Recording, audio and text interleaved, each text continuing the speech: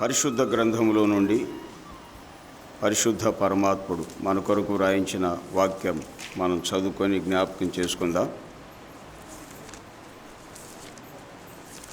ప్రకటన గ్రంథం 2వ అధ్యాయం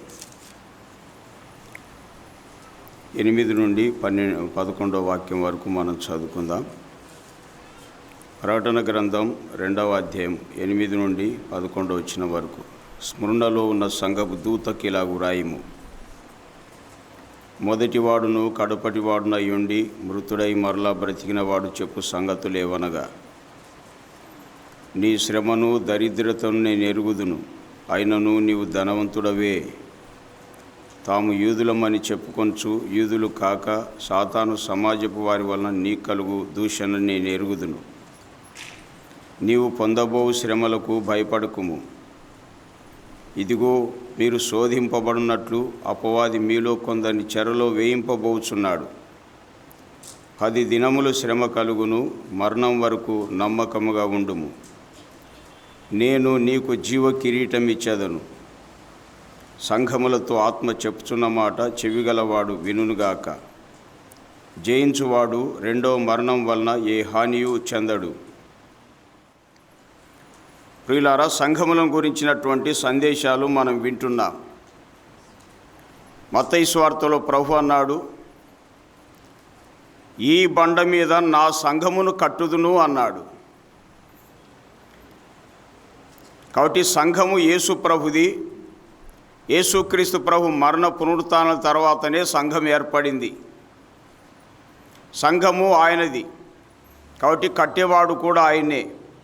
ఆ ప్రభు ఎవరిలో అయితే ఉంటాడో వారు ఆయన సంఘమును కట్టేటువంటి వారుగా ఉన్నారని వాక్యం ద్వారా మనం అర్థం చేసుకుంటున్నాం. కానీ మరికొందరు కడుతూ ఉన్నారు. మరి కట్టేటువంటి వారిలో రకరకములైనటువంటి విధానంలో కట్టేవారు ఉన్నారని కొరింథీ మొదటి పత్రికలో 3వ అధ్యాయంలో 10వ వచనం నుండి మనం చూస్తున్నాం. కొందరు బంగారు, వెండి, వెలగల రాళ్ళ లాంటి పని అలాగా సంఘాలు కడుతున్నారని చూస్తున్నాం. మరికొందరు సంఘాలను ఎట్లా కడుతున్నారు, ఎలా ప్రజల్ని సమకూరుస్తున్నారంటే కర్ర గడ్డి కొయ్యకాల్లాగా ఉండారు ప్రజలంతా. అలాంటి వాటితోనే సంఘాలు కొన్ని కట్టబడుతున్నాయని. కాబట్టి ఇవి కట్టే విధానాన్ని బట్టి సంఘాలు ఎన్ని రకాలుగా ఉన్నాయో మనం వాక్యములో జ్ఞాపకం చేసుకుంటూ ఉన్నాం. కాబట్టి కట్టే విధానాన్ని బట్టి సంఘాలు 5 విధాలుగా విభజించడం మనం చూసామండి. అందులో మొదటగా మనం జ్ఞాపకం చేసుకుంటున్నాం అద్వితీయ సంఘాలు అన్నటువంటివి. అద్వితీయ సంఘాల్లో మొదటి సంఘం యెరూషలేము సంఘం. 2వ స్థానంలో యెరూషలేం ద్వారా యూదయ ప్రాంతంలో సంఘాలు ఏర్పడ్డాయి. యూదయ ప్రాంతంలో ఏర్పడిన దేవుని సంఘాల వల్ల మరికొన్ని సంఘాలు చూసి మారిపోయినట్టు వాక్యములు మనకు తెస్సలోనికీయులకు రాయబడిన మొదటి పత్రిక 2వ అధ్యాయము 14వ వాక్యం ద్వారా మనకు అర్థమవుతుంది. కాబట్టి అద్వితీయ సంఘాల్లో 2వ స్థానంలో యూదయ ప్రాంతంలో ఉన్నటువంటి దేవుని సంఘాలు అని. అవే బంగారు లాంటి సంఘాలు, బంగారులాగా కట్టడం మనం వాక్యములో జ్ఞాపకం చేసుకుంటున్నాం. వెండి, వెలగల రాళ్ళ లాంటి పని అక్కడ మనం చూస్తాం.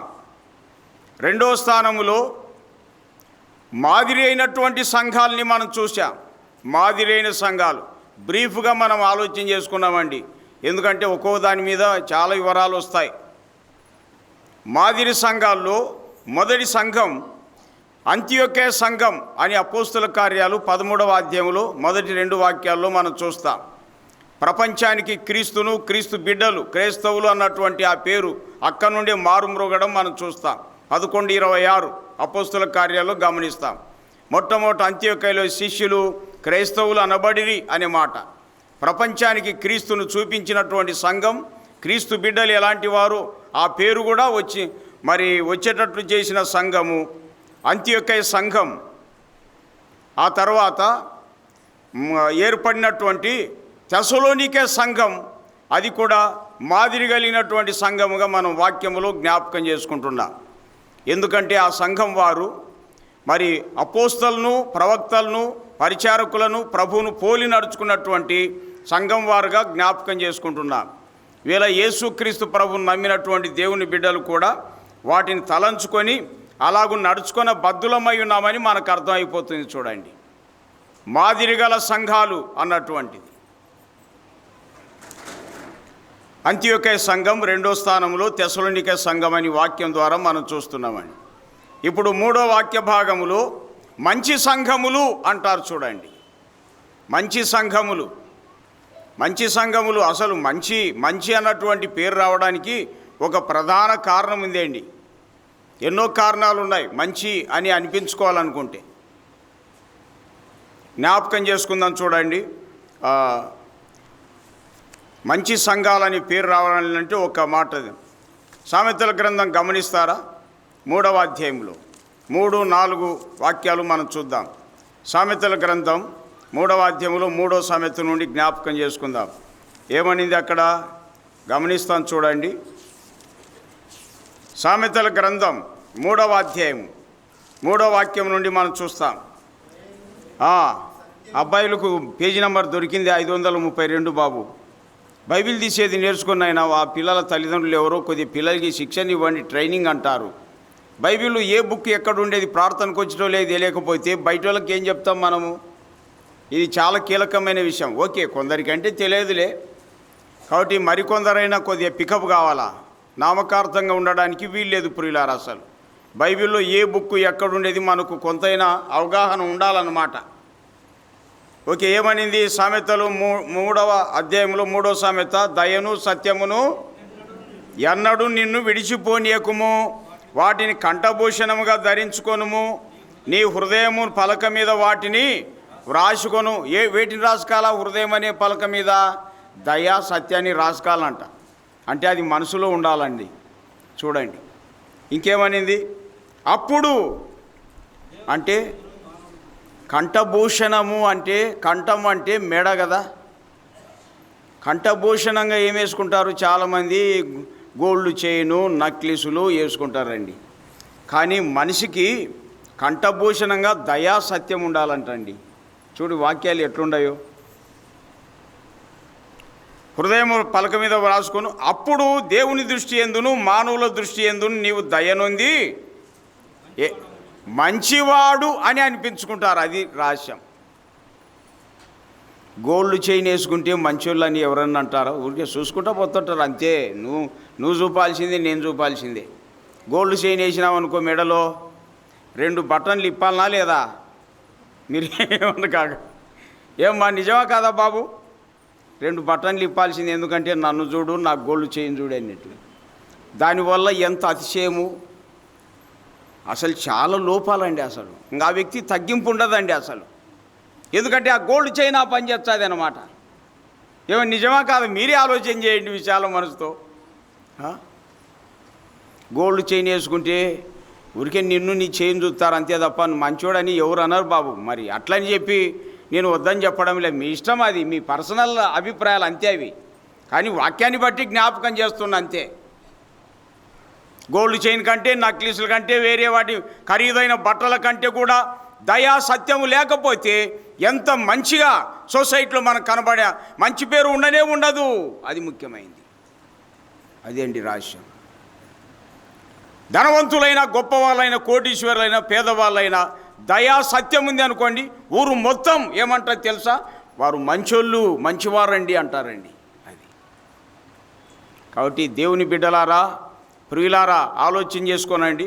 ఇప్పుడు మంచి సంఘములు అన్నటువంటి ఆ హెడ్లైన్ మీద జ్ఞాపకం చేస్తున్నాను.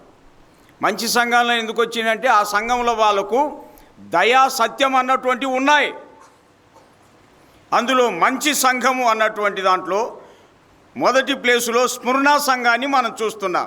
ఇప్పుడు మనం చదువుకున్న చూడండి, ప్రకటన గ్రంథం 2వ అధ్యాయం 8 నుండి 11వ వాక్యం వరకు స్మరణ సంఘం, మంచి సంఘం అన్నటువంటి దాని కింద నేను జ్ఞాపకం చేస్తున్నాను ప్రియులారా. దయా సత్యము కలిగినటువంటి సంఘం అని మనకు స్పష్టంగా అర్థమైపోతుంది. చూడండి అసలు ఎందుకు ఆ పేరు పెట్టడం జరిగిందంటే, ఈ సంఘము ఎక్కడైనా ఆ సంఘములో మారు మనసు పొందా అనే మాట కనిపించదండి అసలు. కారణం ఏంటంటే ఆ సంఘము మనసు మార్చుకున్న సంఘం. దేవుని వైపు మనసు కలిగి ఉన్నటువంటి సంఘంగా వాక్యంలో చూస్తాం. ఇప్పుడు చదువుకుంటూ వెళ్తే చాలా విషయాలు ఉన్నాయండి. ఆ సంఘానికి ఏముంది తెలుసా? నీ శ్రమ దరిద్రత నేను ఎరుగుదును అన్నాడండి. శ్రమ ఉంది, దరిద్రత ఉంది. ఆయన ప్రభు ఏమన్నాడు తెలుసా? ఆయనను నీవు ధనవంతుడవే అన్నాడు. ఈ మాట చూడండి. లోకములో ఎన్నిక లేకపోవచ్చు, లోకములో గొప్పవారుగా కనబడకపోవచ్చు, కానీ దేవుని దృష్టిలో ఎవరైతే విశ్వాసం కలిగి ఉన్నారో వారు ధనవంతులు అని దేవుడే చట్టం రాయించాడండి. ఇంకో మాట యాకోబు పత్రిక చూస్తారా? 2వ అధ్యాయములో మరొక మాట జ్ఞాపకం చేస్తున్నా. యాకోబు పత్రిక 2వ అధ్యాయములు క్రీస్తులో విశ్వాసం ఉంచడం ద్వారా చూడండి 5వ వాక్యం 2:5 సెక్షన్ చదువుతున్నాం. నా ప్రియ సహోదరులారా ఆలకించుడి, ఈ లోక విషయములో దరిద్రులైన వారిని విశ్వాసమందు భాగ్యవంతులుగాను. ఈ మాట చూడండి. లోకములో విశ్వాసులు, క్రీస్తు నమ్మినటువంటి వారిని ఈ లోకం లెక్క చేయదండి. కానీ దేవుడు రికార్డెడ్ ప్రకారం, దేవుని చట్ట ప్రకారం ఏమని తెలుసా? ఈ లోకము విషయంలో దరిద్రులైనటువంటి వారిని విశ్వాసమందు భాగ్యవంతులు అనే మాట ఉందండి. ఇంకోటి ఏమనింది? తన్ను ప్రేమించు వారికి తాను వాగ్దానం చేసిన రాజ్యమునకు వారసులుగాను ఉంటకు దేవుడు ఏర్పరచుకొనలేదా అనే మాట ఉంది. లోకములో ఎట్లా ఉన్న ప్రియులారా, విశ్వాసం కలిగి ఉన్నారా? భాగ్యవంతులు. వాగ్దానం చేసినటువంటి రాజ్యమునకు వారు వారసులు అన్నటువంటిది మనం జ్ఞాపకం చేసుకుంటున్నాం. కనుక లోక సంబంధమైనటువంటివి ఎలాగున్నా లేకపోయినా మొత్తం మీద క్రీస్తులో ఉండడం చాలా ముఖ్యమైనటువంటిది. వారిని గురించి ప్రభు అన్నాడు, నీవు ధనవంతుడవే అన్నాడు. మా ఊర్లో సర్పంచ్ ఆమె ఏమనేదంటే, రాజారావు ఏం సంపాదించినావు అసలు నువ్వు దేవుని నమ్ముకొని? మా ఇంత ఆస్తి ఉంది నీకు అని అన్నదండి నాతో. నేను అన్నానమ్మా, మీకు తెలియని ఆస్తి ఉంది, మీకంటే కోటీశ్వరిని అనే నేను. వాస్తవంగా లోక తీరా వాళ్ళు ఎన్నో కోటీశ్వరులే, కానీ వాళ్ళకి అర్థం కాలే. ఏం సంపాదించినావు, ఏమని బిల్డింగ్లు కట్టినావా, అది చేసినావు, ఇది చేసినావు అన్నది నాతో డైరెక్ట్గా. వాళ్ళు ముఖ్యమైన వాళ్ళు కాబట్టి నేను చెప్పాను, మీకు తెలియదమ్మా నా ధనం గురించి, మీకంటే చాలా ధనవంతుని నేను అన్న. నేను దీన్ని బట్టి, ఈ వాక్యాల్ని బట్టే ప్రియులారా అది.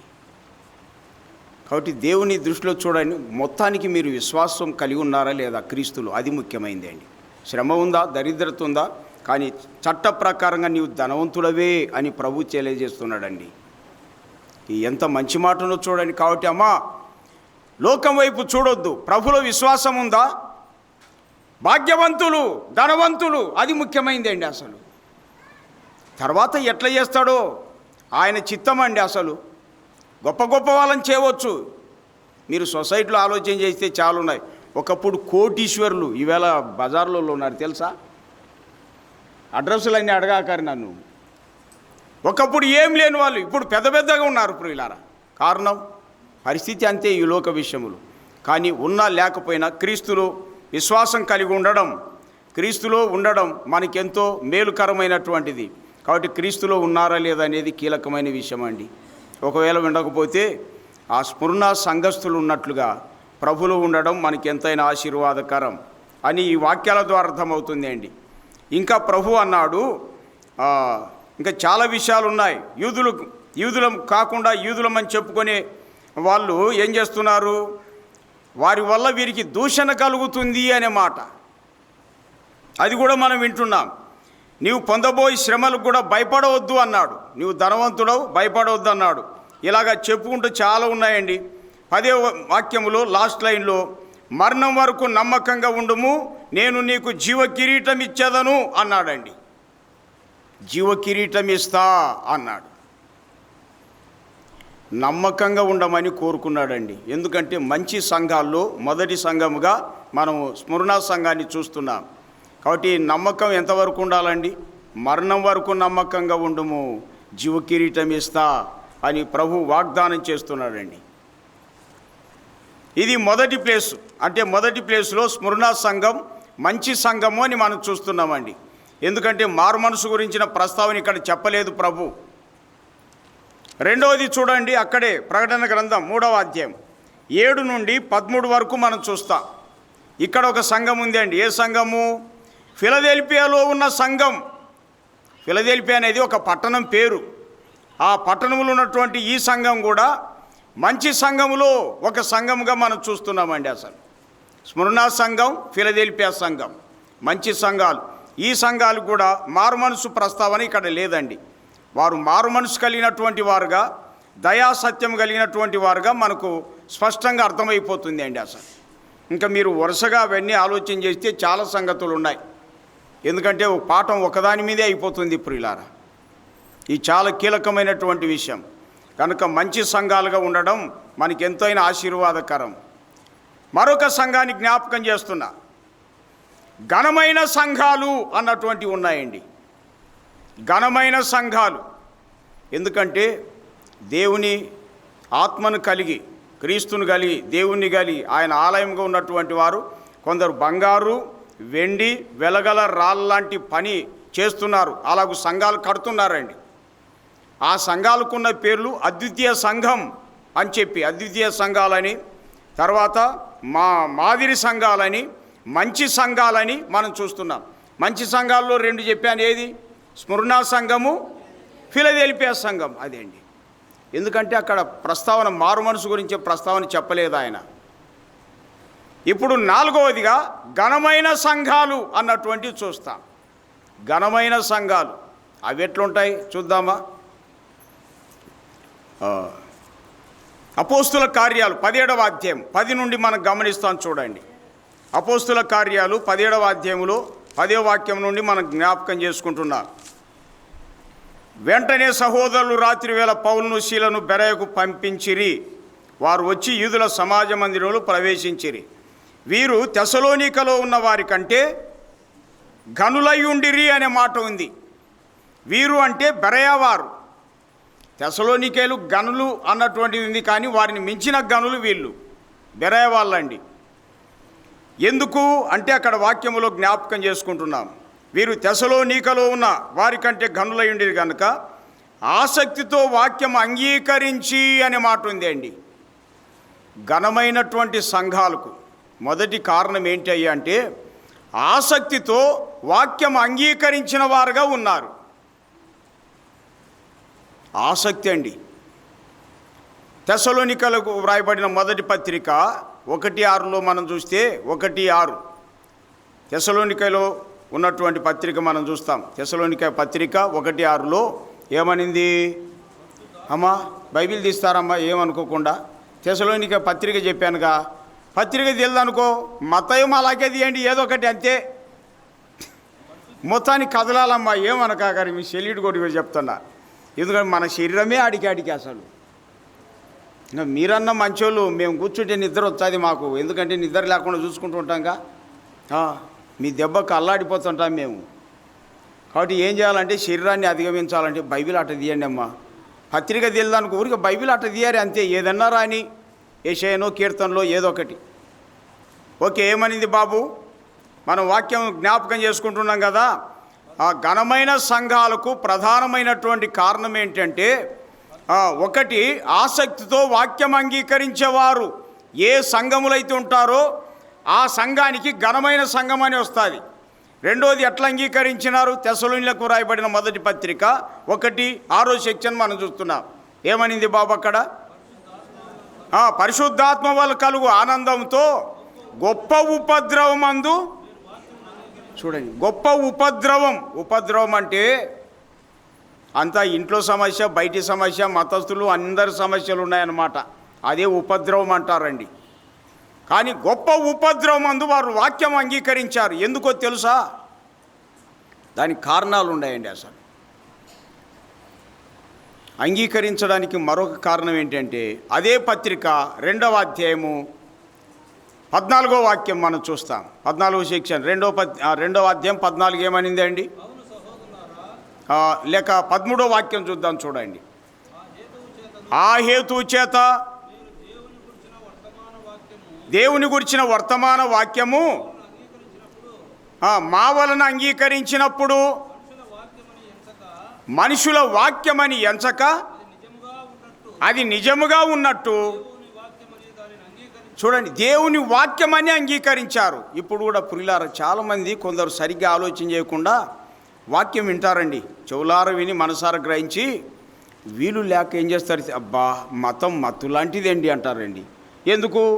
ఇంకా అడగడానికి ఏ సమస్యలు లేవు, అన్నీ క్లియర్గా విన్నారన్నమాట. ఓసారి ఒక ఫ్రెండ్ అట్నే వాక్యం బాగా విన్నాడు, ఏమన్నా మతం మత్తు లాంటిది అన్నని తల ఇదిలించి వెళ్ళిపోతున్నాడండి. అంతేనా విండేది? ఇంకా తెస్సలోనికేలు ఒప్పుకుంటారా? వారు నిజముగా అది మనుషుల వాక్యమని ఎంచక దేవుని వాక్యమని ఎంచి అంగీకరించినారండి. అది కాబట్టి చెప్పబడుతున్నటువంటి వాక్యాలు ఆలోచించాలండి. ఇది మన సొంతంగా చెప్పడం కాదు. ఇది సొంతంగా చెప్తే ఎవరి మనసు కదలదు. కొందరికి ఇష్టం ఉంటుంది, కొందరికి అయిష్టం ఉంటాయండి అసలు. కాబట్టి ఆసక్తితో వాక్యం అంగీకరించడం, గొప్ప ఉపద్రవములో వాక్యం అంగీకరించడం, దేవుని వాక్యమని అంగీకరించడం, ఈ వరుసలో రావాలి. అప్పుడే ఘనత అన్నటువంటిది వచ్చేస్తుంది అండి. అసలు దేవుని వాక్యమని వారు అంగీకరించారు గొప్ప ఉపద్రవములో. ఎందుకు అంగీకరించారు తెలుసా? వారు యేసు ప్రభువుని గురించి విన్నారండి. విన్న తర్వాత ఏమైంది తెలుసా? వాస్తవంగా తెస్సలోనికేయులు వారు ఈ ప్రకృతిని ఆరాధించేవాళ్ళు, వాళ్ళు చేసుకున్న వాటిని ఆరాధించేవాళ్ళండి. 1:10 చదవండి, అదే పత్రిక 1:10 చదువుతారా? కలిగెను మమ్మను గూర్చి దేన్ని విడిచిపెట్టారు అమ్మా? దేన్ని విడిచిపెట్టారమ్మా? ఎందుకు విడిచిపెట్టారంటే వాళ్ళు విడిచిపెట్టమని చెప్పలే, వాక్యాన్ని వాళ్ళు విన్నారు. వాక్యమైన దేవుని గురించి విన్నారు. విన్నప్పుడు ఆలోచనలో పడ్డారు. ఏం ఆలోచన తెలుసా? మేము నమ్మి మేము ఆరాధిస్తున్నటువంటి వీరిలో ఒక్కరిలో కూడా పరిశుద్ధత లేదే. ఒక్కరైనా మా ప్రాణముల కోసం తమ ప్రాణం ఇచ్చిన వారు లేరే. మా కొరకు చనిపోయి సమాధి చేయబడి 3వ దినమున తిరిగి లేచాడు యేసుక్రీస్తు ప్రభు. కానీ మేము నమ్మి ఆరాధించి పూజించే వాళ్ళు ఒక్కరు కూడా మా కొరకు చనిపోయి సమాధి చేయబడి తిరిగి లేచిన దాఖలాలు లేవే అనేది వారికి అర్థమైంది అండి. అప్పుడు విడిచిపెట్టారు. అది రహస్యం. అయ్యో, మేము తెలియక ఎంత నష్టములో ఉన్నాం, ఎంత శిక్షకు వెళ్ళిపోయే ప్రమాదంలో ఉన్నామని చెప్పి వాళ్ళ మనసు కదిలిపోయింది అండి. అసలు గుండెలు పగిలాయి, కరిగిపోయినాయండి. అసలు తెస్సలోనిక పట్టణంలో ప్రముఖులు కూడా ఉన్నారు, సిస్టర్స్ ఉన్నారు, బ్రదర్స్ ఉన్నారండి. వాళ్ళందరూ ఏం చేశారు తెలుసా? అందుకే వాటిని విడిచిపెట్టారు అనింది. వేటిని బాబు విడిచిపెట్టింది? చూడండి, ఎందుకు విడిచిపెట్టారంటే యేసుక్రీస్తు ప్రభు దైవత్వానికి వీళ్ళు నమ్మిన దైవత్వానికి తేడాను ఆలోచన చేసుకున్నారండి. అసలు క్రీస్తు లాంటి దైవత్వము, క్రీస్తు లాంటి కార్యాలు మేము నమ్మిన వారిలో ఎవరిలో కనబడలేదు అని చెప్పి అర్థమైంది. వాటిని విడిచిపెట్టారు, జీవము గల దేవుని వైపుకు తిరిగారండి వాళ్ళు. అసలు అది వాక్యం అంగీకరించే విధానము. ఇది ఆలోచన చేస్తేనే అంగీకరించగలుగుతాం. ఆలోచన చేయకపోతే మనము ఇక మత ముసుగులో పడిపోయే ప్రమాదం ఉందండి. ఆలోచించాలి.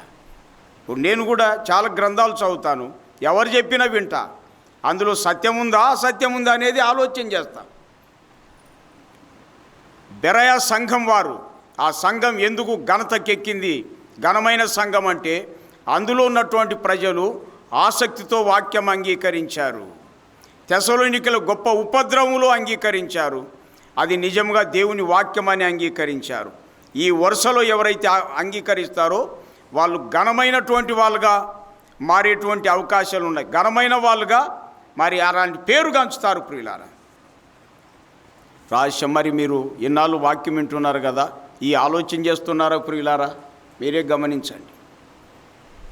మరొకటి జ్ఞాపకం చేస్తున్నా, ఘనమైన దానికి మరొక సంకేతం చూడండి.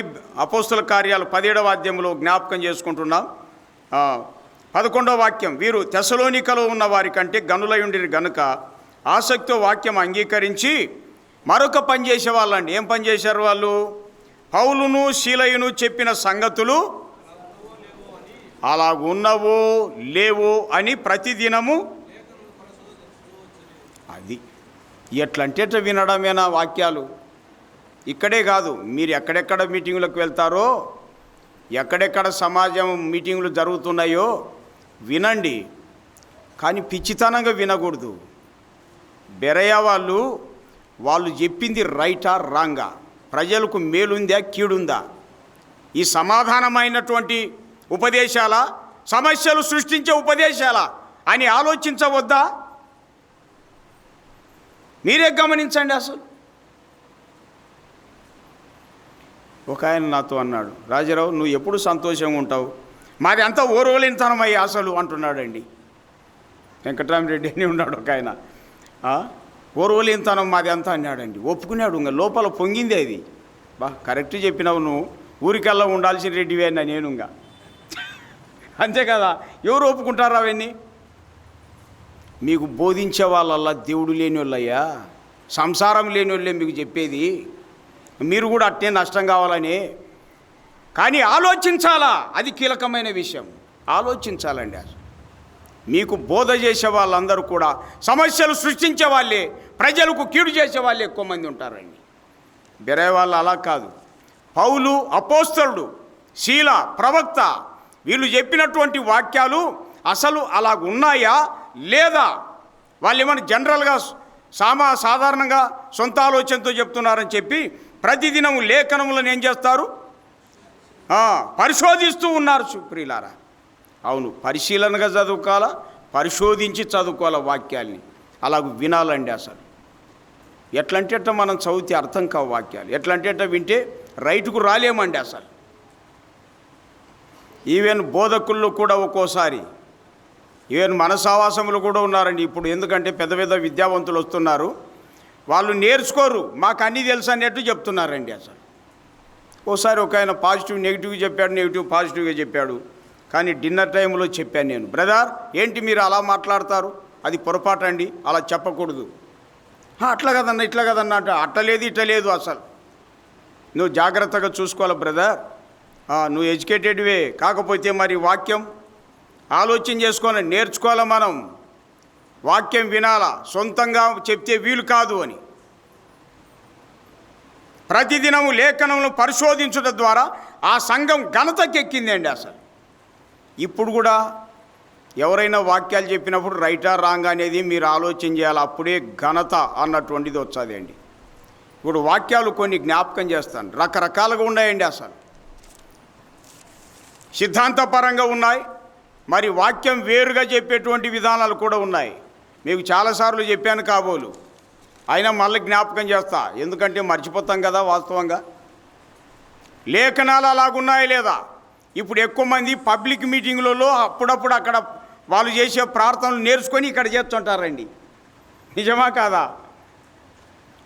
అక్కడ దత్తత ప్రార్థనలు అంటారు దాన్ని. ప్రభువా నీ దాసుని 7 ఆత్మతో నింపు, 2 ఆత్మతో, ఇవన్నీ ఓల్డ్ టెస్టిమెంటు. 2 7 3 లేవు. ఇక్కడ చేయాల్సింది ఏంటంటే మీ దాసుని ఆత్మపూర్ణంగా చేయము అని చెప్పాలంతే. మనం ఆల్రెడీ ఆత్మను కలిగి ఉన్నాం. ఇంకో మాట ఏమంటారు తెలుసా? మీ దాసుని అభిషేకించుము అంటారండి. అసలు అభిషేకించమంటే అభిషేకం ఎప్పుడో అయిపోయింది మనకు తెలుసా?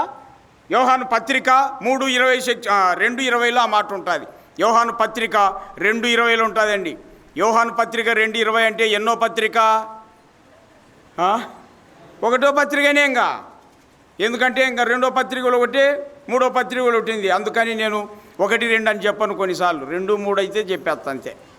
అధ్యాయమే యోహాను పత్రిక 2:20 సెక్షన్లో మీరు పరిశుద్ధుని వల్ల అభిషేకం పొంది ఉన్నారు అనిందండి.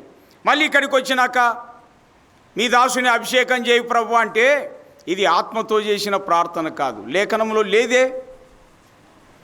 కాబట్టి వారు చేసిన ప్రార్థన, చెప్పే వాక్యం అలా ఉన్నాయా లేదని చెప్పి ప్రతిదినము లేఖనములను పరిశీలించాలి ప్రియులారా. ఇంకా కొన్ని చెప్తా సిద్ధాంతపరంగా. యోహాను సువార్త 4వ అధ్యాయములో మరి 24 దేవుడు ఆత్మ గనుకని మనం వాక్యం చదువుతున్నాం కదండి. అక్కడ ఏమనింది? యేసు ప్రభువు సమరయ స్త్రీతో మాట్లాడుతూ, అమ్మ ఓ కాలం వస్తుంది, ఆ కాలంలో మీరు ఇప్పుడు తండ్రిని ఆరాధిస్తారు, ఆ కాలం వచ్చి ఉన్నది అని చెప్పి మనం గమనిస్తాం. ఓకే, చూస్తారా? ఒక వాక్యం అలా చదువుదాం. 4వ అధ్యాయములో ఏమనేది చూడండి. 22వ సెక్షన్, మీరు మీకు తెలియని దాన్ని ఆరాధించువారు, మేము మాకు తెలిసిన దాన్ని ఆరాధించువారు, రక్షణ విధుల నుండి కలుగుతున్నది. అయితే యథార్థంగా ఆరాధించువారు ఆత్మతోను సత్యంతోను తండ్రిని ఆరాధించు కాలము వచ్చుచున్నది, అది ఇప్పుడును వచ్చేయున్నది అన్నాడు. దీన్ని బేస్ చేసుకొని ఏమన్నాడు తెలుసా? ఓహో, ఆడవాళ్ళు కూడా సంఘముగా కూడినప్పుడు వారు ప్రభును ఆరాధించవచ్చు, బిగ్గరగా వారు కూడా స్తుతులు చెల్లించవచ్చు అని చెప్పి వ్యాఖ్యానం చేస్తున్నారు. Is it right are wrong అనేది మనం ఆలోచన చేయాలి. సరే, యేసు ప్రభు చెప్పింది స్త్రీతో మాట్లాడుతున్నాడు, కానీ మీరు అనే వాక్యం వాడు. మీరు అంటే అది సమరయులందరికీ సంబంధించిన వాక్యం. అట్లయితే నిజంగా స్త్రీలకే అయితే కొరింథీ మొదటి పత్రిక 14:34 చూడండి. కొరింథీ మొదటి పత్రిక 14:34 గమనిస్తారా? 14:34 ఏమనింది బాబు?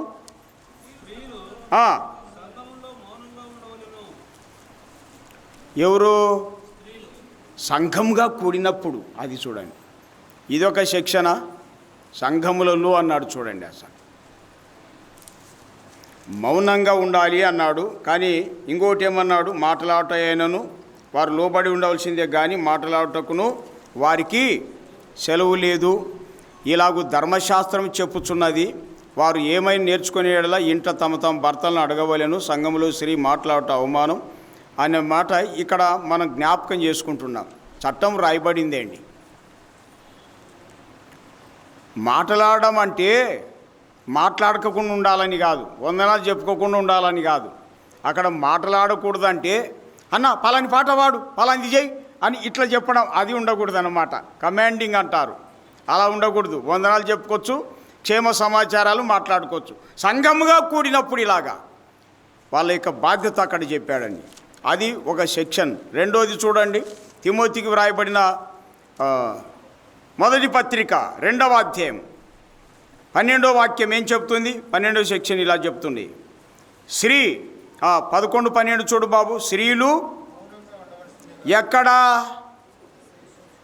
ఎక్కడంటే 3వ అధ్యాయం 5వ వాక్యం, 3-5 సెక్షన్ చూడండి.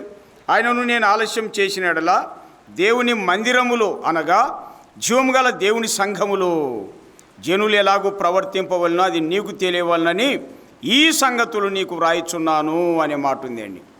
కాబట్టి సంఘములో, దేవుని ఆలయములో సమాజంగా కూడినప్పుడు స్త్రీలు ఎలాగుండాలో 2వ చట్టం చెప్తుంది, మౌనంగా ఉండవలసినది అనే మాట ఉంది చూడండి.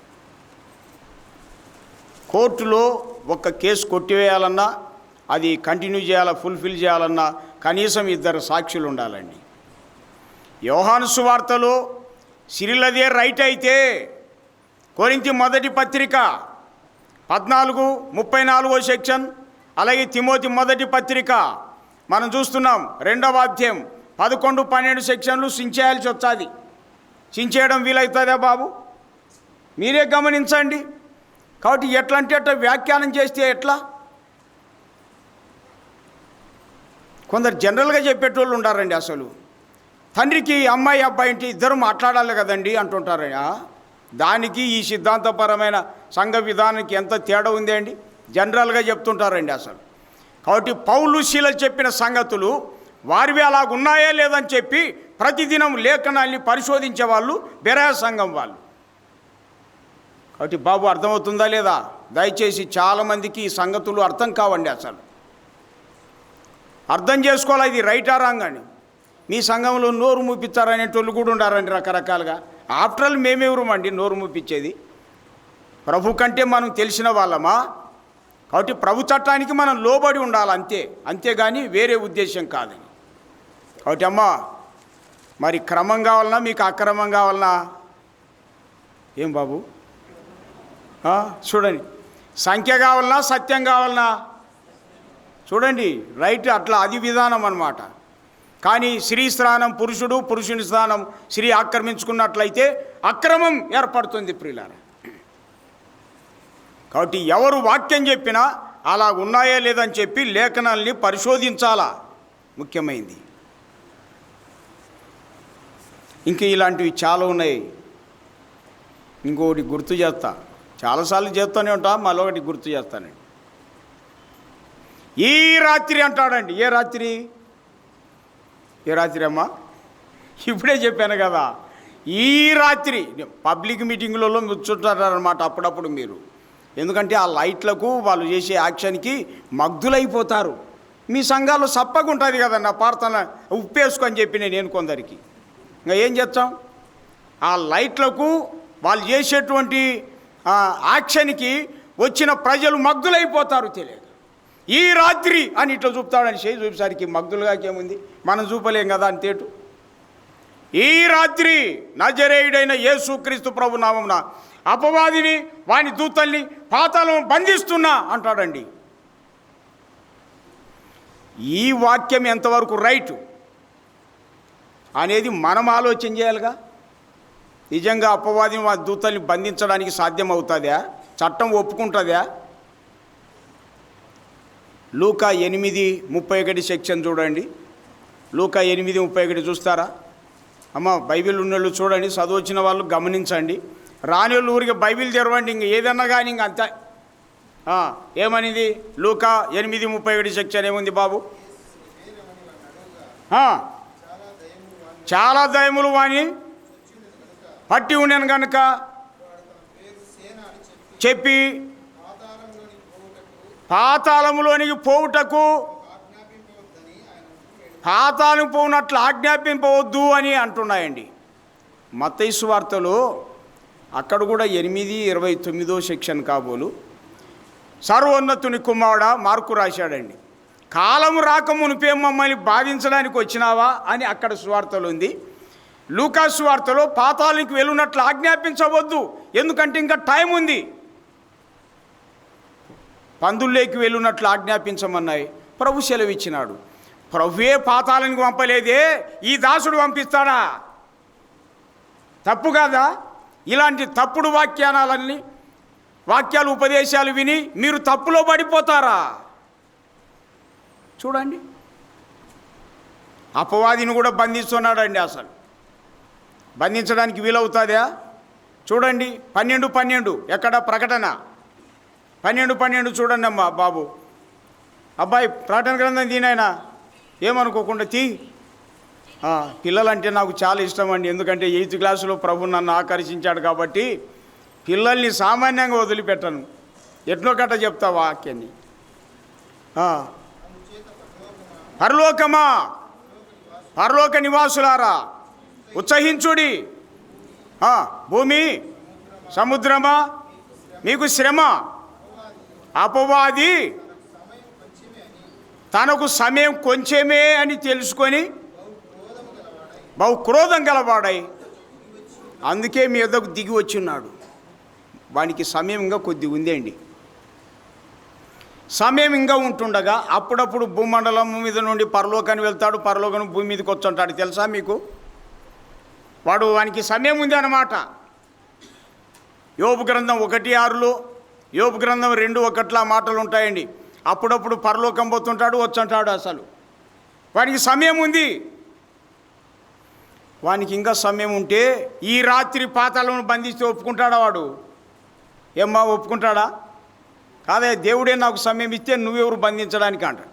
వాక్యం ఒప్పుకోదు, ప్రభు ఒప్పుకోవడం లే. అసలు అమాయకంగా చేసే ప్రార్థనలు అంటారు వీటిని. బెరయ వాళ్ళు ససేమిర ఒప్పుకోరు ఇవి. నేను అనుకుంటున్నాను ఫస్ట్ నైటు బంధించా, రెండో నైటు బంధించా, మూడో నైటు కూడా బంధించా. మొత్తానికి ఎప్పుడు బయటకు వచ్చినట్టబ్బా అనిపించటది నాకు. వాడు బయటికి ఎప్పుడు వచ్చినాడు? పగులు ఈయన వచ్చేసినాడా మళ్ళీ? ఇవన్నీ ఎందుకు చెప్తున్నా అంటే, ఘనమైన సంఘములో ఉన్నటువంటి వారు ఎంత గొప్పవాళ్ళు వాక్యం చెప్పినా అది రైటా రాంగా అన్నటువంటిది లేఖనములో ఉన్నాయో లేదని పరిశోధిస్తారండి. అది కాబట్టి ఈవేళ మనం కూడా అంతేనండి. వాక్యోపదేశం చేసేటువంటి వాళ్ళు ఎవరైనా కానీ వాళ్ళు చెప్పింది వాక్యానుసారంగా ఉందా లేదని చెప్పి బైబిల్ వాక్యాల ద్వారా మనం రెఫర్ చేయాలన్నమాట. పరిశీలించాలి, పరిశోధించాలి. ప్రియులారా, బెరయా సంఘం అందుకే ఘనమైనటువంటి సంఘం అని చెప్పి వాక్యములో మనం జ్ఞాపకం చేసుకుంటున్నాం. ప్రియులారా, ఇలాగున ఎన్నో పాఠాలు ఆ సంఘం ద్వారా మనం నేర్చుకోవడానికి మనకు అవకాశం ఉంది. తర్వాత అందుకేమని 12వ వాక్యం, ఇప్పుడు 17, 12 అపోస్తుల కార్యాలు. అందుచేత అనే మాట, ఎందుచేత? ప్రతిదినము లేఖనములను పరిశోధించు వచ్చారు. అందుచేత ఏం జరిగింది? వారిలో అనేకులను ఘనత గల గ్రీస్ దేశస్థులైన స్త్రీలలోను పురుషులలోను చాలామంది విశ్వసించిరి అనే మాట ఉంది. చూడండి, లేఖనాల్ని పరిశోధించాలా బాబు, అప్పుడే నిజమైన దేవుడేంటో కాందేంటో మనకు అర్థమవుతుంది అండి. మీరు ఎట్లంటే మీరు వెళ్ళిపోతే నష్టమవుతుంది అన్నమాట. కాబట్టి పరిశోధించాలి, పరిశీలించాలి. ఇవన్నీ జాగ్రత్తగా చదువుకుంటే సత్యదేవుడు ఎవరో కాందేంటో తెలిసిపోతుంది. పరలోకానికి ఎవరు వెళ్తారో వెళ్ళని వాళ్ళు ఎవరో తెలిసిపోతుంది అండి. ఎవరు నిత్యాగ్నికి వెళ్తారో ఎవరు నిత్య మహిమకు వెళ్ళిపోతారో మనం గ్రహించడానికి వీలవుతుంది అండి. కాబట్టి ఎవరు చెప్తే వారు తల ఊపినట్టు కాదు అసలు. అది చాలా ఊపితే మనం నష్టంలో పడిపోతామండి. ప్రతిదినము పరిశోధించుట అనేది చాలా కీలకమైనటువంటి విషయం. మేము పర్సనల్గా అయితే చాలా విషయాలు మాట్లాడుతుంటాం పెద్దోళ్ళతో. అసలు వాళ్ళు అంటారు కరెక్టేనండి, ఇదంతా మరి లా పాయింట్ అంటుంటారు. మరి మీరెందుకయ్యా లోకానికి కులాలకు మతాలకు భయపడి సత్యానికి దూరం అయిపోతారా? ఎంత విచారం. కాబట్టి ఘనమైనటువంటి సంఘం బెరయా సంఘం అని మనకు అర్థమైపోతుంది అండి. ఇక ఆ సంఘం ద్వారా ఏర్పడిన సంఘాలన్నీ కూడా ఏ సంఘాలు అంటారు? ఘనమైన సంఘాలు అంటారనమాట. అది ఆఖరిగా మనం చూస్తున్న ఇవేండి, ఈ 4 సంఘాలు బంగారు వెండి వెలగల రాళ్ళ లాంటి పనులతో కట్టబడిన సంఘాలుగా మనం చూస్తున్నామండి. ఇక తర్వాత కర్ర గడ్డి కొయ్యకాలు లాంటి పనులు ఉన్నాయిగా. అంటే ఏమి రక్షణ పొందాల్సిన అవసరం లే, సంఘాలకు వస్తే చాలంతే, ఆదివారం ఒకటే మీటింగ్ అంతే. వాళ్ళు రక్షణ పొందాల్సిన పనిలే, ఆ సంఖ్య కావాలంతే. వాళ్ళు ఏమైపోయినా పర్వాలేదు ప్రియులారా. అదంతా కర్ర, అది గడ్డి, అది కొయ్యకాలు. కర్ర గడ్డి కొయ్యకాలు. మీరే ఇలాగా కర్ర గడ్డి కొయ్యకాలు ఇదంతా కుప్పేయండి, దాంట్లో బంగారు వెండి వెలగల రాళ్ళేసి అంటు పెట్టారు. అంటు పెడితే ఏవి కాలిపోతాయి? కర్ర గడ్డి కొయ్యకాలు కాలిపోతాయి. ఇవి కరిగినా ఎట్లుంటాయండి? అవి అట్లే ఉండిపోతాయి. చెత్త పని అంతా కాలిపోతుంది ప్రియులారా, గట్టి పనే నిలుస్తుంది. అలాగునే సంఘాల్లో ఉన్నటువంటి వ్యక్తులు ఘనమైనటువంటి సంఘాలు ఉన్నారా లేదా అన్నటువంటిది ఆలోచన చేసుకోవాలి. ఊరికే మేము ఒక ఆమె ఈ మధ్యనే విజిట్కి వెళ్ళాను, పుట్టింట్లు బండి ఆత్మకూరే, కానీ ఊరికి వాళ్ళు మాత్రం వస్తుంటారు, ఆ కుమార్తెలు వాళ్ళంతా. ఏమాయి నువ్వు కూడా ఈ ఊరికి వచ్చినప్పుడు ఒకసారి ప్రార్థనకు రావి అంటే ఏమన్నది తెలుసా? అన్న అక్కడ ఇంకొకటి ఊరు కాకనూరు ఉందిగా, అక్కడ మా అల్లుడు సేవకునిగా పనిచేస్తున్నాడు, అందుకు అక్కడికి వెళ్తున్నా అని చెప్పి అన్నదండి. నేనన్నాను, అల్లుని చూసి వెళ్ళావంటే అగ్నిగుండం పోతావు చూడు, జాగ్రత్త అనే. అర్థమైందా? ఏమ్మా, ప్రార్థనకు మీరు బంధుత్వాన్ని బట్టి కాదు వెళ్ళాల్సింది, మీరు అక్కడే లాస్ అయిపోయేది. మామని వెళ్ళావనుకో మంటల పాలైపోతారు, మీ ఇష్టం. మీకు చాలామందికి అర్థం కావడం లేదండి. అల్లుడని పోతావా, అల్లాడిపోతావు అగ్నిగుండములో. అల్లుని చూసి మామని చూసి అత్తను చూసి ప్రార్థనకి వెళ్తారా? అమ్మా క్షేమం పొందలేరు అసలు, మీ ఇష్టం. అత్త అయితే అత్తరాశలు పెట్టారు, మామ అయితే మటన్ పెట్టు, అంతేగాని మరి వాళ్ళని చూసి మీరు ప్రార్థనకు వెళ్తే ఏమి లాభం లేదు, మీ ఇష్టం. ఇది వాస్తవ సత్యం అండి అసలు. కాబట్టి అల్లుని చూసి అత్తను చూసి ఇట్లా వెళ్ళారనుకో ఏమి లాభం లేదు, మీ ఇష్టం.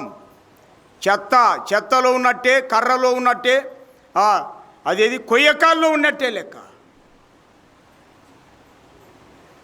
అల్లుని మామను దూరం చేసుకోమని వాక్యం చెప్పదు. ప్రేమించండి, గౌరవించండి, ఏమన్నా చేయండి, కానీ వారిని బట్టి కాదు నువ్వు ప్రార్థనకు వెళ్ళాల్సింది, ప్రభు వాక్యాన్ని బట్టి, క్రమైనటువంటి వాక్య విధానాన్ని బట్టే నువ్వు వెళ్ళవలసి ఉన్నది, అంతేగాని బంధుత్వాన్ని బట్టి కాదు. భ్రష్టులైపోతాం మనం అసలు.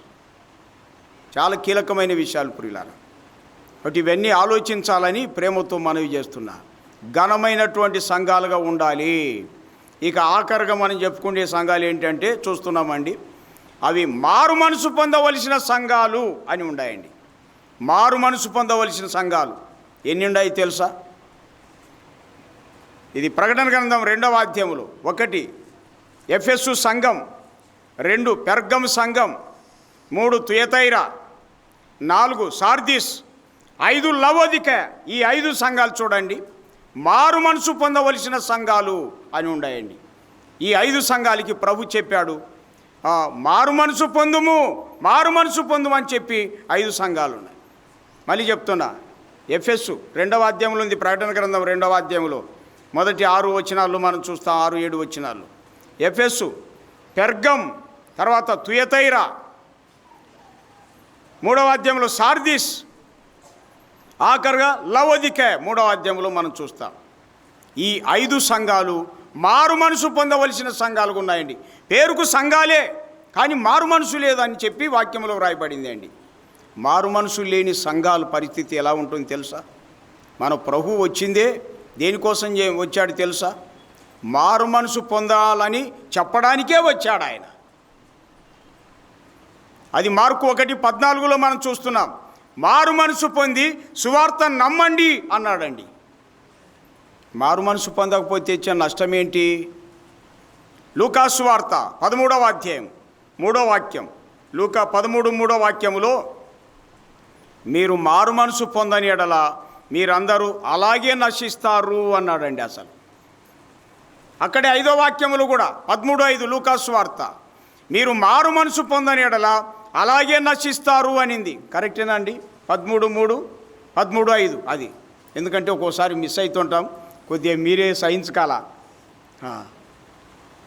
మారు మనసు పొందాలనే ప్రపంచానికి ప్రకటించడానికి దేవుడు మానవునికి వచ్చేసి మార్కు 1:14 సెక్షన్లో చెప్పాడు, కాలం సంపూర్ణమైనది, దేవుని రాజ్యం సమీపించున్నది, మారు మనసు పొంది సువార్త నమ్మండి అని చెప్పాడండి. అయితే మారు మనసు పొందకపోతే వచ్చే నష్టం ఏంటంటే లూకా 13:3 వాక్యం 5వ వాక్యములో, మారు మనసు పొందకపోతే అలాగే నశిస్తారు అనింది అండి. అసలు లూకా సువార్త 16వ అధ్యాయం 22-23 చూస్తారా? లూకా 16:22-23 ఏమనింది బాబు?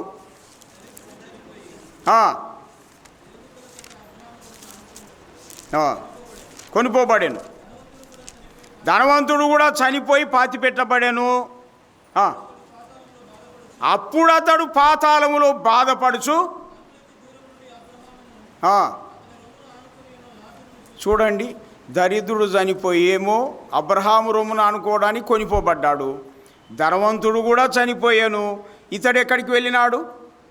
పాతాళానికి వెళ్ళినా. అంటే ధనవంతుడు అయినందుకు కాదు, మళ్ళీ అట్లా అనుకుండేరు. దేవుడు మిమ్మల్ని అందరు గొప్ప ధనవంతులుగా చేయగాక. ఏమండి ఆమె ఏం చెప్పారు? మీరు ధనవంతులు వద్దా? మీరు ఉంటుంది లోపల, ఏమంటే చెప్పకుండా ఉండారు అంతే. ఎవరికైనా ఉంటుంది అండి. దేవుడు మిమ్మల్ని గొప్పవారిగా చేయునుగాక. ఇప్పుడు చిరుసుడు కొంతవరకు లైను మంచిదండి. అంటే ఏకాగ్రత వింటూ వింటూ అట్నే అయిపోయినారు, అందరూ సెట్ అయిపోయినారు. ఇంకా ఎవరికైనా ఉంటుంది. ధనవంతులైనందుకు కాదు బాబు పాతాళానికి వెళ్ళింది. దేవుడు మిమ్మల్ని గొప్ప ధనవంతులుగా చేయునుగాక. ఏమండి లోపల ఉంది కానీ చెప్తే ఏమనుకుంటారా అన్నట్టుంది ఏమన్నా. ఓకే, మొత్తానికి ధనవంతులైనందుకు పాతాళానికి వెళ్ళరు. అతడు పాతాళానికి ఎందుకు వెళ్ళాడంటే 30 సెక్షన్ చదువు 16-30 లూకా. తండ్రివైన అబ్రహామా అలాగనవద్దు, మృతులలో నుండి ఒకడు వారి యొద్దకు వెళ్ళిన ఎడల వారు మారు మనసు పొందుతారంటే ఇతడు ఏం పొందలే? రహస్యం అదే అండి, మారు మనసు పొందలేదు. మారు మనసు పొందకపోతే పాతాళానికి వెళ్తారు, అగ్ని లోకానికి వెళ్ళిపోతారని ప్రభు తెలియజేస్తున్నాడండి. ఆ విషయం మీరు గమనించండి. కాబట్టి మారు మనసు లేని సంఘాలు 5 కనబడుతున్నాయి. ఇలాగ మారు మనసు లేని సంఘాలకు సావాసాన్ని చేస్తే ఏమి లాభం? పాతాళానికి వెళ్ళడం కోసమేనా ప్రార్థనకు వెళ్ళేది? కొంతైనా ఆలోచన చేయకపోతే ఎలాగ ప్రియులారా? ఆలోచించండి దయచేసి. మారు మనసు పొందక అతడు పాతాళానికి వెళ్ళాడు. పాతాళంలో ఆ బాధకు తట్టుకోలేక భూమండలం మీద ఉన్న వాళ్ళందరూ గుర్తున్నారంట అతనికి. చూడండి, మనిషి చనిపోతే ఆత్మకు నాలుకున్నట్లు, పండ్లు ఉన్నట్టు, నేత్రాలు ఉన్నట్టు అన్నీ కనపడుతున్నాయండి. ఇప్పుడు చూడు, ఒక డెడ్ బాడీని చూడండి, కన్నులు ఉంటాయి, చూస్తాడమ్మా? చూడలేడు. ఎందుకు? అసలు కన్నులు పోయినాయి, అది రహస్యం. చేతులు ఉంటాయి, చాపడు, అంటే అసలు చేతులు పోయినాయి, అది చూడండి. కాబట్టి శరీరములో జీవాత్మ ఉండగానే పరమాత్మని మనం నమ్ముకోవాలా, మారు మనసు పొందాలా బాబు. అది చాలా కీలకమైన విషయం. అతడు పాతాళం బాధపడుతూ కన్నులెత్తి చూశాడు, అబ్రహాం కనపడ్డాడు. అబ్రహాము మహిమలో ఉన్నాడు, నెమ్మదిగా ఉన్నాడు. అబ్రహాం పక్కనే ఈ ఇంటి దగ్గర ఉన్న బంధువు తప్ప ఎవరుంటారని ఇంటి దగ్గర? మీరే ఆలోచన చేయండి. ఎవరైనా ఉంచుకుంటారా అంత దరిద్రుని ఇంటి దగ్గర? ఇంటోడు కాబట్టి ఇంకా ఏం త్రోసేయలేక అట్లా పెట్టుకున్నాడు, అది రహస్యం. ఇంటోనికైనా అన్నం పెట్టలే ఫైనల్గా అతని పరిస్థితిని బట్టి. కానీ దరిద్రత ఉంది, కానీ మారు మనసు ఉంది అతనికి. మనసు మార్చుకున్నాడు, ఏమున్నా లేకపోయినా ఖచ్చితంగా ఉండిపోయాడు. అందుకే అతని ఆత్మ అబ్రహాము రొమ్మును ఆనుకోవడానికి కొనిపోబడడం వాక్యములో మనం చూస్తున్నాం. ఇక ఈ పాతాళంలో ఇతడు పైకి చూశాడు, ఆ లాజరును చూశాడు. తండ్రి అయిన అబ్రహామా, ఆ లాజరును పంపించు, తన వ్రేలి కొనను నీళ్ళలో ముంచి అనే మాట ఉంది. వ్రేలి కొన నీళ్ళలో ముంచితే ఎన్ని నీళ్ళు వచ్చాయండి? మీరే ఆలోచన చేయి. నా నాలుకను చల్లార్చుటకు లాజరును వంపు అన్నాడండి. ఎంత బాధనో చూడండి. భూమండలం మీద ఏదంటే తాకుంటా మనం ఉంటాం, అసలు రకరకాలుగా అండి, ఏదంటే తాకుండా ఉంటాం. కానీ అక్కడ చూస్తే ఎంత బాధ చూడండి. రావడానికి వీల్లేదన్నాడు అబ్రహాం. మహాగాధం ఉంచబడి ఉంది అన్నాడండి. అట్లాగా అబ్రహాం తండ్రివైన అబ్రహామా అంటాడు, అంటే తండ్రి మహిమ పోయినాడు, ఈ కొడుకు పాతాళంలో పడినాడు. ఇప్పుడు అంతే పరిస్థితి, మనం వినకపోతే పరిస్థితి చూడండి. అట్లయితే భూమండలం మీద నాకు 5 మంది సహోదరులు ఉన్నారు అన్నాడండి. ఎంతమంది అంట? 5 మంది సహోదరులు. వారు ఈ వేదనకరమైన స్థలానికి రాకున్నట్లు తండ్రి అబ్రహామును ఆ లాజరును పంపించు అంటున్నాడండి. ఎంత బాధతో కేకలేస్తున్నారు చూడండి. మనోళ్ళకు తెలియక సమాధుల పండగలు చేస్తున్నారు. ఇంకా ఇప్పుడు సారాయి తాగుతుండే ఇంతకుముందు అని చెప్పి సారాయి ప్యాకెట్ కూడా పెట్టొస్తున్నారండి సమాధుల మీద. వాళ్ళు చూసి అల్లాడిపోతున్నారు. అగ్నిలోకంలో అల్లాడుతున్నారు. మీకేమన్నా అర్థమవుతుంది? ఇంతకీ బైబిల్ చదవరు, బైబిల్ వినరు, అదే వచ్చిన చిక్కంతా. లోకం ఎట్ట చేస్తే అట్లనే. ఓసారి సమాధి కార్యక్రమం చేస్తున్నాము, అతడు బీడీలు తాగుతున్నాడట. బీడీలు కట్టలు ఎత్తున్నారండి దాంట్లో గుంటలో. నేను అనుకున్నా సచిన వీళ్ళు వదిలిపెట్టేటట్లేరు అని చెప్పి అనుకుంటున్నాను. వాళ్ళ బాధ ఇంతంత కాదు. బ్రతికిన మీకోసం, పిల్లల కోసం, మనమనులు మనమరాళ్ళ కోసం కేకలు వేస్తున్నారండి నమ్మని వాళ్ళందరూ. మనకు తెలియక పొరపాటు పడుతున్నాం. కాబట్టి బాబు, ఇప్పటికైనా మారు మనసు పొందితే మంచిది.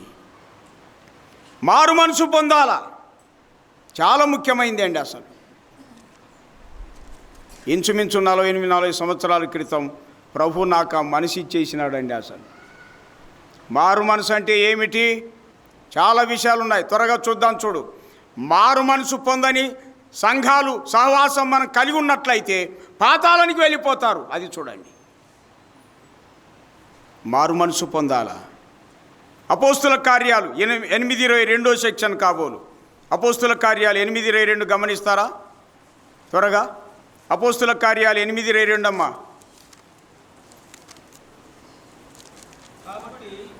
కాబట్టి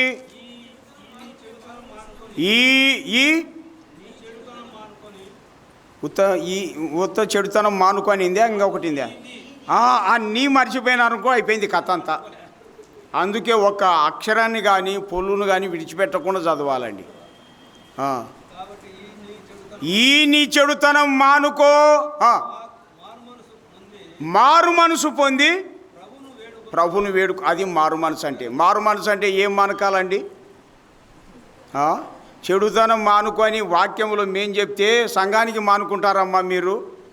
మమ్మల్ని గురించే చెప్పినారు, మమ్మల్ని గురించే మాట్లాడినాడు ఆయన. ఎవరో ఏమన్నా సార్ చెప్పినాడో, అక్క చెప్పిందో, ఎవరు చెప్పినారో, నరసింహన్న ఇట్టన్నో, అసలు నాకు ఎవరు ఏం చెప్పారండి. అసలు ఒకవేళ చెప్పిన కానీ నేను మనసులో ఉంటుందేమో, కానీ ఒక వ్యక్తిని గురించి, ఒక సమస్యను గురించి ఎన్నడే కానీ మాట్లాడండి నేను. అంతే, ఆత్మ నడిపిస్తే తప్ప మాట్లాడం.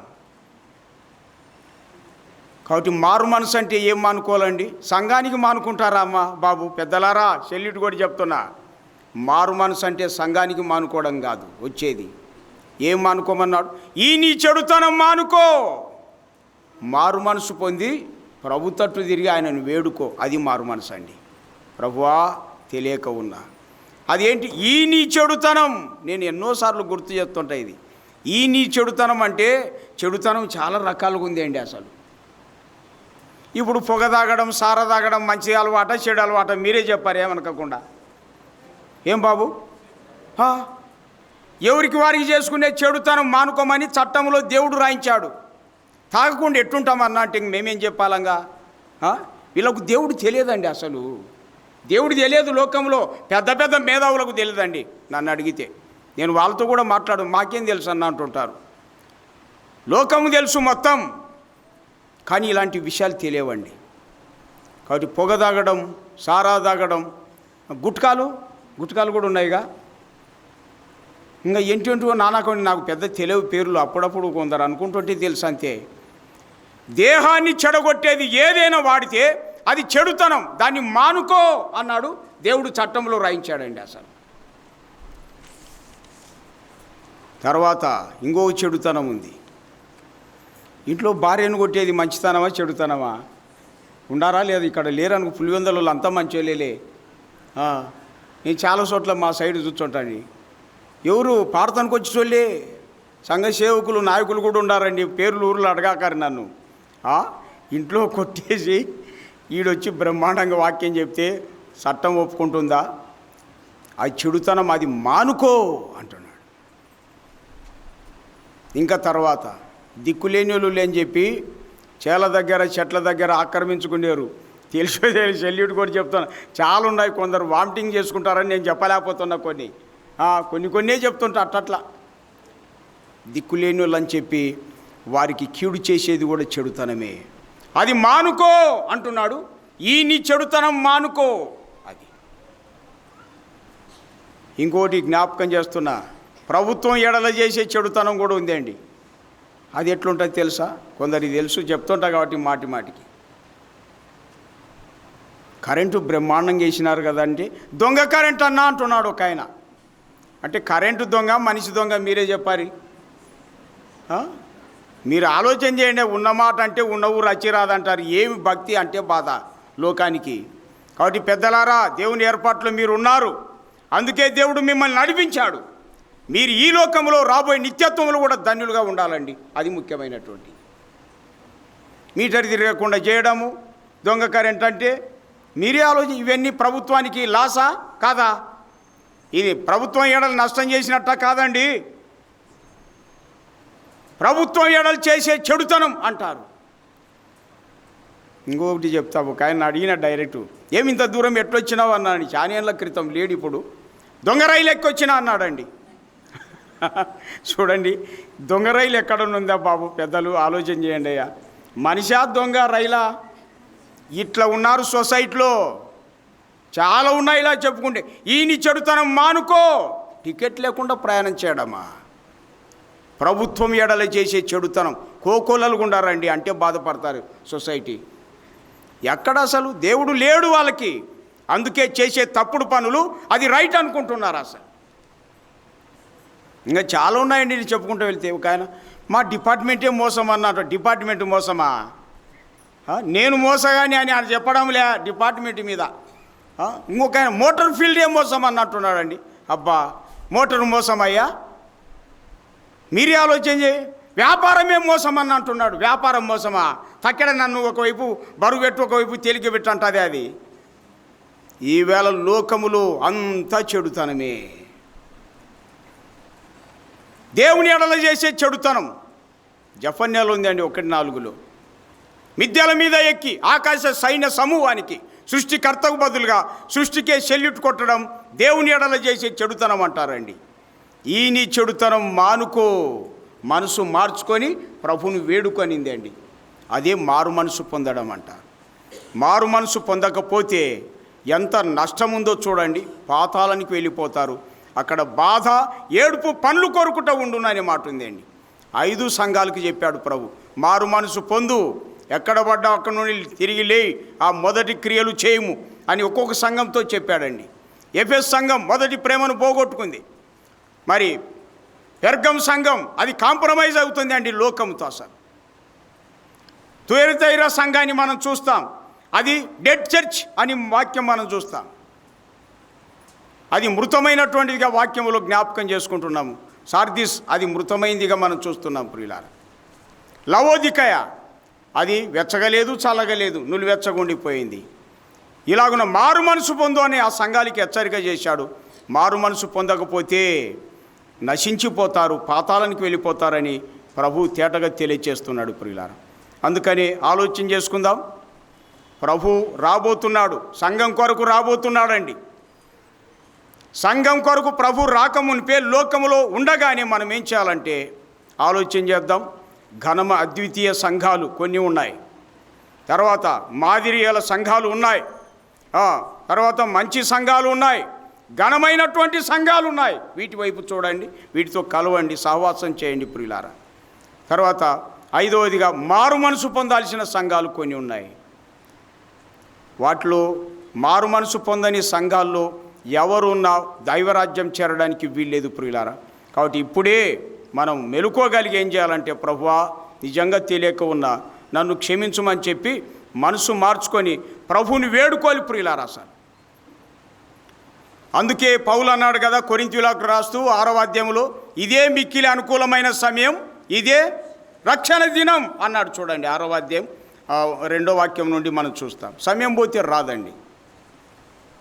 ఏముంది ప్రియులారా, సమయం పోతే రాదు. ఇక చెవుడు వచ్చింది అనుకో, మీతో సంబంధాలే ఉండి తెగిపోతాయి మీకు మాకు. చెవుడు రాకముందే వాక్యాలు వినాలా. మనకు నోరు ఉండగానే యేసు ప్రభువా పాపినే నన్ను క్షమించుమని వేడుకోవాలి. అనారోగ్యం రాకమునిపే ప్రభును వేడుకోవాలి ప్రియులారా. ఇదే మిక్కిలి అనుకూలమైన సమయం, ఇదే రక్షణ దినం. ఎప్పుడు ఏం జరుగుతుందో మనకు తెలియదు కదా. కాబట్టి ఆలోచన చేసుకోనండి. ఈ మంచి సమయంలో మనసు మార్చుకొని ప్రభువును అంగీకరించాలండి. అంగీకరిస్తే ఎప్పటికైనా ధన్యులం, ఎలాగూ వెళ్ళిన ధన్యులమే. మన ఆత్మ ఆయన దగ్గరికి వెళ్ళిపోతుంది అండి అసలు. కానీ ప్రభులో లేకపోతే మరొక దారి లేదండి. అందరికీ ఒక్కడే ఉండేది. నిన్ననే చెప్పానుగా, ఎవరు చెప్పినా 3 ఏళ్ళు 20 గడి చెప్పాల్సిందే. ఎందుకు? సత్యం. సత్యదేవుడు అందరికీ ఒక్కడే ఉన్నాడండి. మనకు తెలియక పొరపాటు పడుతున్నాం. కాబట్టి ఇప్పుడే ప్రభుని నమ్మడం ఎంతైనా ఆశీర్వాదకరం. ఆలోచన చేసుకోనండి. ఓ కీర్తన బాగా అలాంటి హెచ్చరికలతో కూడిన కీర్తన ఉంది అండి. ఇప్పుడే ప్రభుని నమ్ముకోవాలా. యేసు ప్రభుని నమ్మి రక్షణ పొందరే జనులారా. యేసు ప్రభుని నమ్మి రక్షణ పొందరే జనులారా. దోషంబుల నెడబాపి మోక్షపురంబున చేర్చును యేసు ప్రభుని నమ్మి రక్షణ పొందరే జనులారా. నేడను సమయాంబు ఉండగానే యేసుని నమ్మండి. నమ్మిన వారికి రక్షణ, మరి నమ్మని వారికి శిక్షయే. యేసు ప్రభుని నమ్మి రక్షణ పొందరే జనులారా. కాబట్టి అమ్మ, బాబు, పెద్దలు, చెల్లిటి కూడా చెప్తున్నా, మనందరి దేవుడే, మనందరి రక్షకుడే, పరలోకానికి మార్గం ప్రభు అయిన యేసుక్రీస్తేనండి. వారిది కాదు, వీరిది కాదు, మనది ఆయన. కాబట్టి ఈ సమయం ఉండగానే ప్రభు అయిన యేసుక్రీస్తునందు విశ్వాసం ఉంచండి. నీవు నీ ఇంటి వారు రక్షింపబడతారు. వాస్తవ సత్యం. క్రీస్తు యేసు ప్రభులో లేని ఏ వ్యక్తి కూడా పరలోకం లేదండి అసలు. వాళ్ళు కోటీశ్వరులు కానీ, దరిద్రులు కానీ, ఎవరన్నా కానీ, ఇది వాస్తవ సత్యం పెద్దలారా. కాబట్టి ఇప్పుడే మనసును మార్చుకొని ప్రభుని వేడుకోవాలని, రక్షణ పొందాలని దేవుని పేరిట ప్రేమతో మనవి చేస్తున్నా. ప్రభు ఈ వాక్యాలు మనకై దీవించును గాక. ఆమేన్.